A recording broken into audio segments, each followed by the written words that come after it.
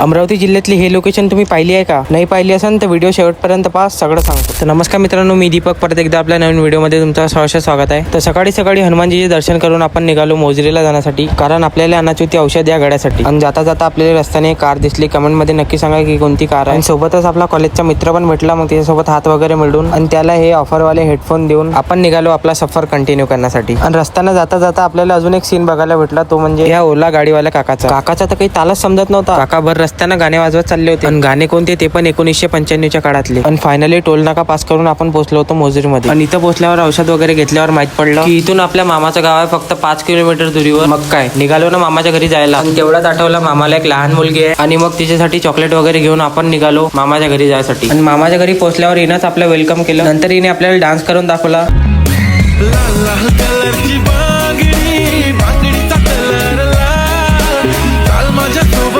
आणि नंतर हिचा डान्स वगैरे बघितल्यानंतर आपण निघालो धोत्रा या गावातला तलाव बघण्यासाठी. आणि इथं पोहोचल्यावर आपल्या अमरावतीमध्ये असलेल्या छत्री तलावचीच आठवण आली. आणि हीच ती लोकेशन आहे जी अमरावती पासून फक्त 40 किलोमीटर अंतरावर आहे. आणि या गावाचं नाव आहे धोत्रा, तालुका तिवसा, जिल्हा अमरावती. आणि कधी पण धोत्राच्या आसपास आले तर या सुंदर अशा लोकेशनला नक्की व्हिजिट करा. आणि नंतर आपण निघालो घरी जाण्यासाठी. आणि आजचा ब्लॉग तुम्हाला कसा वाटलाय कमेंट मध्ये नक्की सांगा. भेटूया अशाच एका नवीन ब्लॉग मध्ये. तोपर्यंत जय अमरावती, जय वडनेर.